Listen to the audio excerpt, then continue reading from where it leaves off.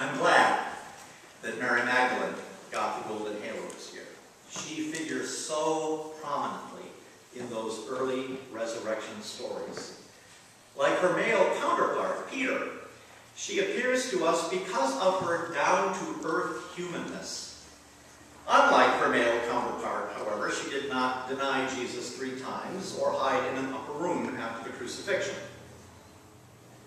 This Easter, I'm keenly aware of some of the details in our Easter Gospel which in previous years I may have glossed over. And in particular, I'm thinking about the very first verse of Mark's version of the story. When the Sabbath was over, Mary Magdalene and Mary, the mother of James, and Salome bought spices so that they might go and anoint Jesus' body. Now, we already know that Joseph of Arimathea, who should be the patron saint of morticians and undertakers, took the body of Jesus on the day of preparation for the Sabbath and put it in his own newly hewn tomb. Now, the day after Sabbath, and in the darkness of the morning of that first Easter, a small group of women, headed up by Mary Magdalene, visit the grave of Jesus. As an instructor in world religion, I will tell you that a very common theme in almost all of the world's religions is having reverence for those who have died. Visiting the grave of a deceased loved one is often part of that reverence.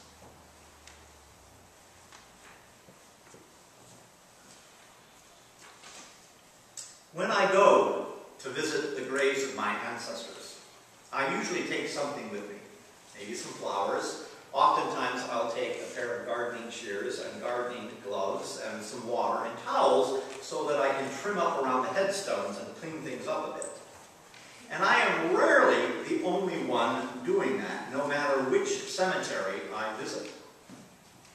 When Jews visit the graves of loved ones, they prayerfully leave a stone behind until the stones pile up a sort of tangible tally of the community's caring. And in Japan, entire families visit graveyards and together they go through the ancient ritual of the tea ceremony in the presence of their ancestors. In China, visiting the grave of one's ancestors is a spiritual ritual which involves bringing small offerings of food and incense and joss paper known as spirit money to assist deceased family members in the hereafter. Mary and her companions visit the grave of Jesus to lovingly perform a burial ritual on his body. And from our vantage point in the history of salvation, it is challenging for us to put ourselves in Mary and the women's place at that moment in sacred history. Can we really even try to imagine what was going through their minds as they made their way toward the tomb? They were grief-stricken. They were afraid. In a seeming instant, their world had turned upside down. They were remembering everything they had experienced with Jesus, and perhaps they were trying to remember everything they could about him. And don't we often find ourselves either at the graves of our loved one or remembering our loved one in this kind of remembrance mode? When my father and cousin Beverly died last fall, I started making lists. Lists of things that I want to remember.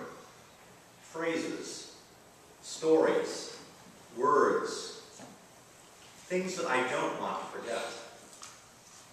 But I'm also mindful in my remembering not to dwell on the past or to make the past the center of everything that is important.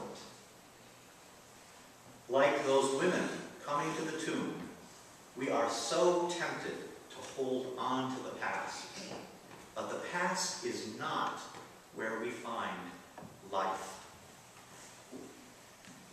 The women headed for the tomb on that first Easter morning, they grabbed their spices and they traveled under the cover of early morning darkness, and while on their way, they realized that they had a problem, a big problem.